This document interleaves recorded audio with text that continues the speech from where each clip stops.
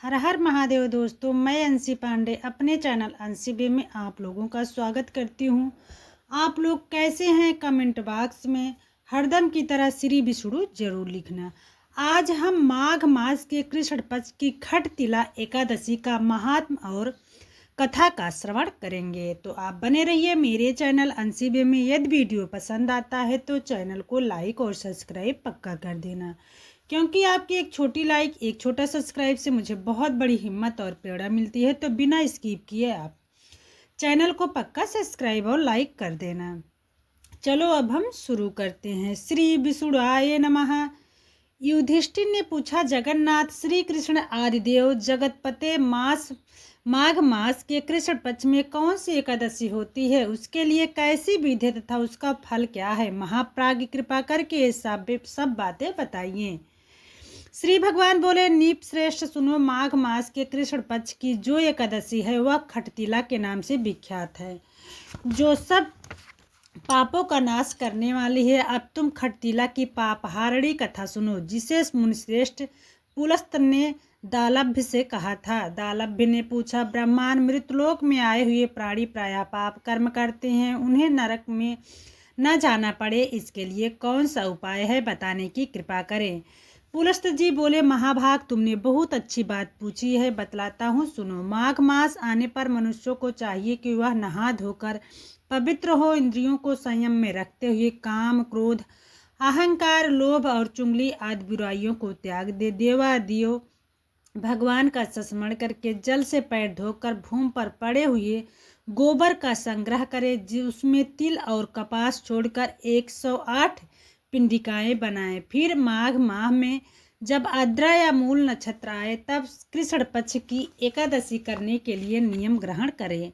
भली भांत स्नान करके पवित्र हो शुद्ध भाव से देवादेव श्री विष्णु जी की पूजा करे। कोई भूल हो जाने पर श्री कृष्ण नामोच्चारण करे। रात को जागरण और होम करे। चंदन, अर्गजा, कपूर, नैवेद्य आदि सामग्री से शंख, चक्र और गदा धारण करने वाले देव देवेश्वर श्री हरि की पूजा करें।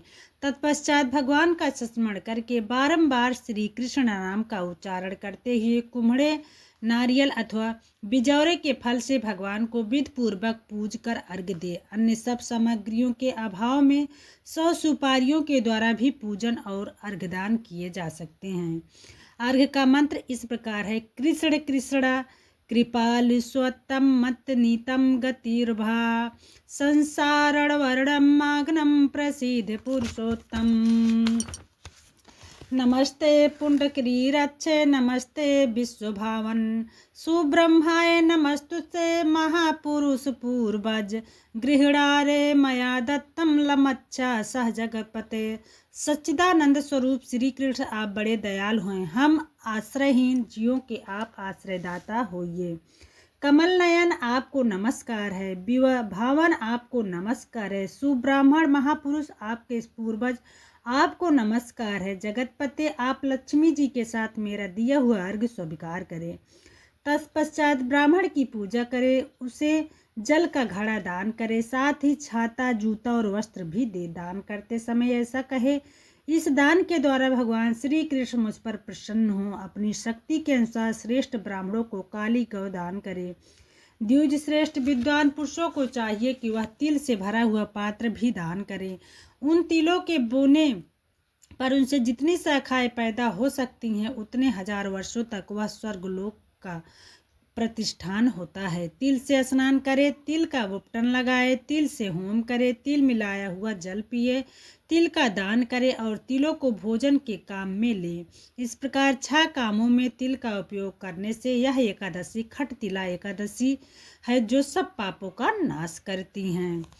तो यही था जो है एकादशी का महात्मा और कथा। तो आशा करती हूँ कि इस व्रत को करने वाले जो भी हमारी माताएं, बहनें, चाचा, दादा जो भी हैं वो पाठ का श्रवण नहीं कर सकते हैं तो मोबाइल के माध्यम से इस कथा का श्रवण कर सकते हैं। आशा करती हूँ सारी बातें आपके समझ में आ गई होंगी। अब मैं आपको मिलूंगी एक नए वीडियो में। तब तक के लिए नमस्कार, धन्यवाद, हर हर महादेव।